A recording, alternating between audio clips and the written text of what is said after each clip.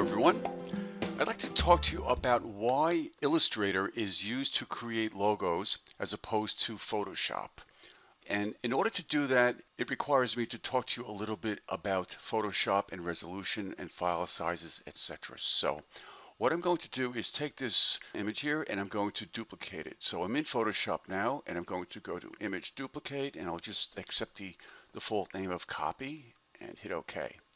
And so let me just get both of these the same size in the window. And okay, so now what we're going to do is look at the size of this image. So I'll go to Image Size, and we note here that this image is physically 3 inches by 2 inches by 300 pixels per inch. So in Photoshop you have three sizes, the physical size and the resolution. All right, so what we're going to do is change the resolution of this image to 72 pixels per inch. So I'll type in 72. Making sure that the resample option is checked.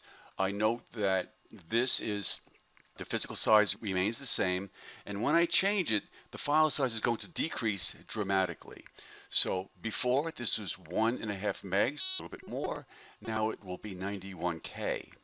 So this will essentially be 15 times smaller file size wise, and that's why they have low resolution images that are put up on the web, because it requires smaller file sizes. And the reason for that is that they want a quick refresh time or upload time or download time. All right, so I'll hit OK. And this will visually get smaller on your screen. I'll bring it back up by hitting Control 0. And we're going to look at the quality difference between the two. So note I have my rulers open here. So I'm going from 0 inches to 3 inches here. And I want you to observe the stair stepping that you see here and compare the difference in the two files. All right, the 300 pixel per inch file is much better quality wise as opposed to the smaller resolution file of 72 pixels per inch.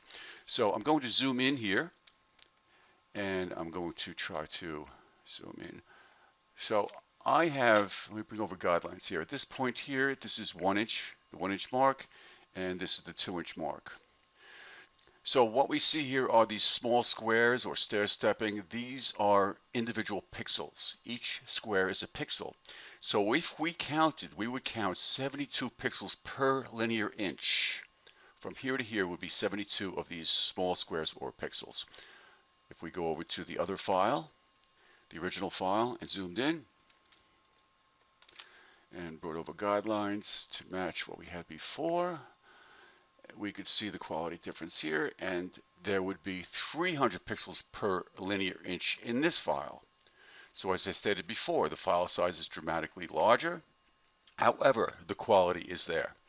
Okay, so the point is that you cannot scale up a Photoshop image without losing quality, because when you scale up a Photoshop image, what Photoshop does is it divides up these small squares and it just has so much information to work with, and the larger the file size, the more decayed the image will get. I don't know if decayed is the correct word, but you get the idea.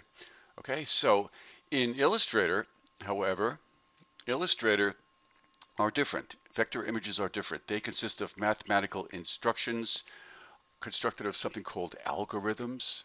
So let's just say I create a small shape here, star, and go to increase the size of it. I can increase this star 5,000% without losing quality. So I could essentially create a design in Illustrator, a logo, and put this on a business card. I could also take that same file, enlarge it, scale it up, and put it on a billboard, and you'd have the same quality. All right, so I hope that was insightful and helps you understand. All right, take care now. Bye.